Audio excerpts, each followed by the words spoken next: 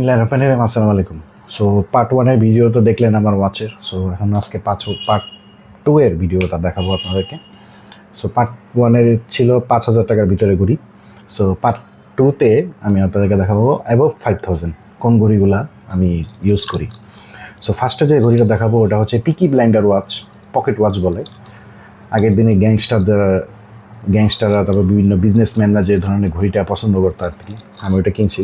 এটা হচ্ছে যে এরকম সিস্টেম থাকে, হুক সিস্টেম, এভাবে হুক লাগায় রাখে, একটু একটু পরপর বের করে সুন্দর মতো করে টিপ দিলে ঘড়িটা দেখা যাইতেছে, পরে আবার আটকায় থেকে যায়। টাইটানিক ওয়াচও বলে অনেকে। টাইটানিকেরও এই ধরনের বিজনেসম্যানরা এই ধরনের আগে ওয়াচ ব্যবহার করতো, খুব সুন্দর। আমারটা হচ্ছে ওয়ান পিস সিরিজের ওয়াচ।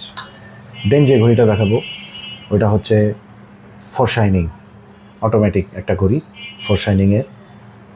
এই ঘড়িটা কালার টালার সব কিছুই মানে আনকমন, একটু মিশরীয় ফেরাও টাইপ আছে।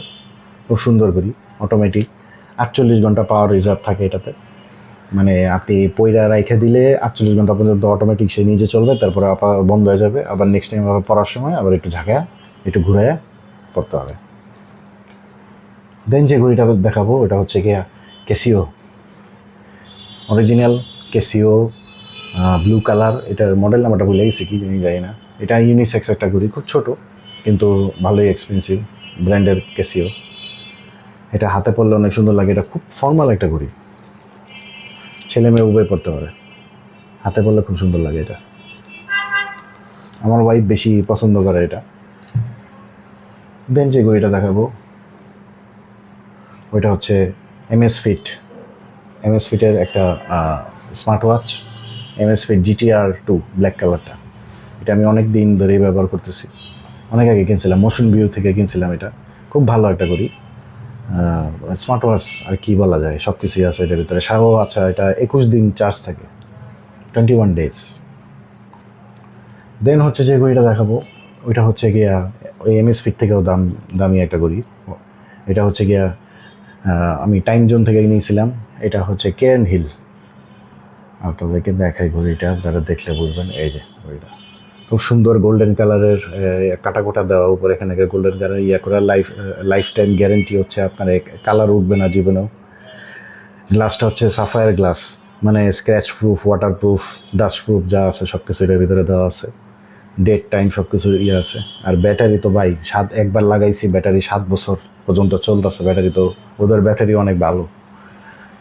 আর ঘড়িটা তো খুব সুন্দর। এটা আমি যতবারই পড়ছি, কেউ না কেউ আমার হাত টান দিয়ে নিয়ে ঘড়িটা দেখে বলে ঠিক আছে। মানে ঘড়িটা এতটাই সুন্দর, মানে দূর থেকে ফুটে ওঠে যে কেউ পড়লে। খুব সুন্দর একটা ঘড়ি, হোয়াইট ডায়াল তো, মানে খুব স্মার্ট একটা ঘড়ি। দেন হচ্ছে যে ঘড়িটা দেখাবো ওটা হচ্ছে আমার ওয়ান অফ দ্য ফেভারিট একটা ঘড়ি। আমি কোনো কিছু প্রাইস বলতেছি না, আপনারা প্রাইসগুলো অনলাইনে দেখে নেবেন। প্রাইস বলা যাবে না, লজ্জা লাগে। তো এখন যে ঘড়িটা দেখাবো ওটা হচ্ছে কি ফাইনাল ঘড়ি, আমার সবচেয়ে ফেভারিট ঘড়ি। ওটা হচ্ছে কি no time to die 007, Omega ব্র্যান্ডের একটা ঘড়ি। এটা রেপ্লিকা, আমি বলে দিছি। এটা অরিজিনালটা না, অরিজিনালটা 12 লাখ টাকা। আর রেপ্লিকা এটার মাস্টার কপি, ইউরো গ্রেড না, এটা মাস্টার কপি। এটা সব কিছুই চলে, লুম আছে, কাটাওয়ারও লুম আছে, ইয়ারোর লুম আছে, সব কিছুই এগুলো সবই চলে। আর অটোমেটিক একটা ঘড়ি, দেখেন অটো চলতে, উল্টা দেখেন, অটোমেটিক চলতেছে। অটো ঘড়ি একটু ধরলেই চলা শুরু করে দেয়। এটা মেশিনটা অনেক ভালো, মাস্টার গ্রেড। এটা আমি প্রাইস বলে দিতেছি, এটা লাখখানিক টাকার কাছাকাছি। এটা খুবই মানে 007 ঘড়ি তো।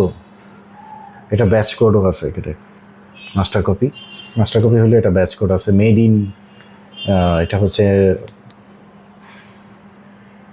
United kingdom, made in. So যাই হোক, এটা হচ্ছে গিয়ে আমার অনেক ফেভারিট একটা ঘড়ি। আমি যখনই পড়ি কেউ জানে না, ঘড়িটা খালি দেখা, কেউ লক্ষ্যও করে না এই ঘড়িটা।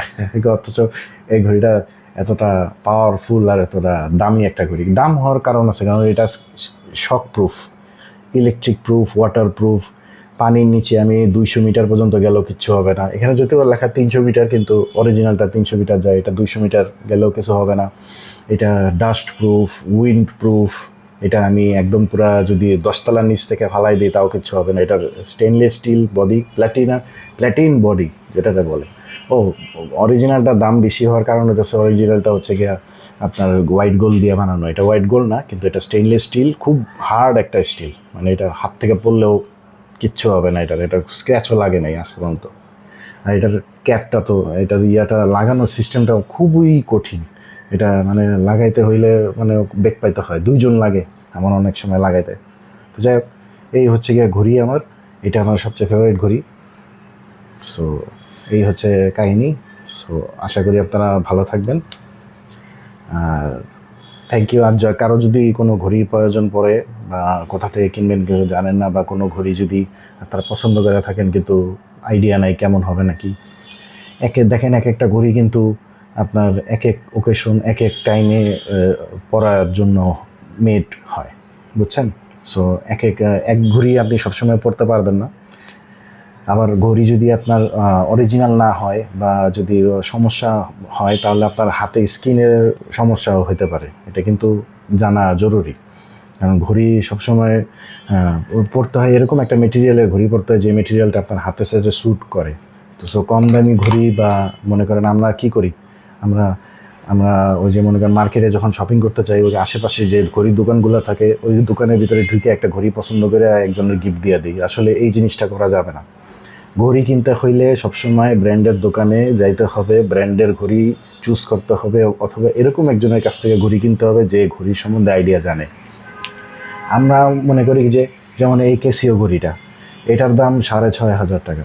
আমি এইটা মার্কেটে আমি যদি দেখেন, আমি যদি পারি এই সেম মডেলের এই ঘড়িটা আমি মনে করেন বাইতুল মোকাররম থেকে বা আপনার কি বলে পাটুয়াটুলি, যেটাকে বলে পাটুয়াটুলি থেকে আমি সেম মডেলের এই ঘড়িটা আমি 600-700 টাকা বা 1,000 টাকা দিয়েও কিনতে পারতাম।